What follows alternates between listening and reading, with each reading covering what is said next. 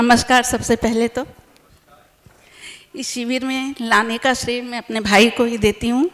इनके कहने से ही मैं यहाँ पर आई, लेकिन यहाँ पर आकर मुझको बहुत अच्छा लगा। लेकिन मैं ईमानदारी से बोलती हूँ कि बहुत सारी बातें मुझको समझ में नहीं आई, क्योंकि ये हमारी परंपरा में नहीं है। हमको परंपरा से ये सब कुछ मिला ही नहीं है।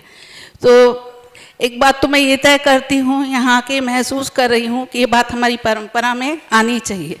उसके लिए अब मैं अपनी बहू को गर्भावस्था में जीवन विद्या का शिविर करवाऊंगी, ये मैंने तय किया है।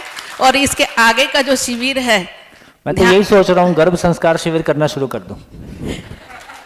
ध्यान शिविर जो अध्ययन शिविर जो है वो मैं अपने लिए करूंगी। अब मैं अपने भाई को बोलूंगी, भैया को बोलूंगी कि वो कुछ। जी नमस्कार। मैं पेशे से आयुर्वेदिक दवाएं बेचने की दुकान है मेरी, और मेरा आपको हो सकता है रायपुर वालों को सबको पता ही होगा, कोटिकल आयुर्वेदशाला रायपुर को आप चलाते हैं, जवाहर नगर। 2002 में डॉक्टर ओपी तिवारी दुर्ग वाले ने, उन्होंने मैंने अप्रोच किया था उनको, मुझे मालूम था कि वो ये दवाएं लिखते हैं। तो उन्होंने मुझे कहा अछोटी पहुँचो। मुझे कतई नहीं मालूम था क्यों पहुँचने बोल रहे हैं, क्या मामला है। चूँकि डॉक्टर साहब से मेरा परिचय था तो उनके कहने पे मैं चला गया।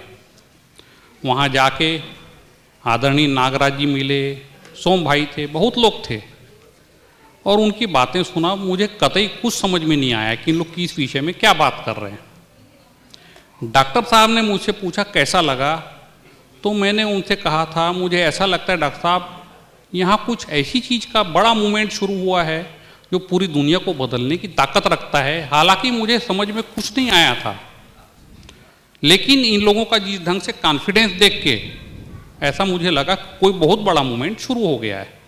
और मुझे खुद नहीं मालूम कि चीज़ क्या थी, कतई नहीं मालूम। फिर नहीं, शिविर नहीं था, एक्सपोजर था। फिर इत्तेफाक से ऐसा हुआ कि जीवन विद्या से जुड़े हुए लोगों का मेरी दुकान पे आना जाना लगा रहा। बाकी कुछ मालूम था नहीं। बाय द टाइम धीरे धीरे थोड़ा बहुत इधर उधर से पता चला। अब इत्तेफाक से उतना समय गुजर गया, पहला शिविर अब हुआ है। धन्यवाद।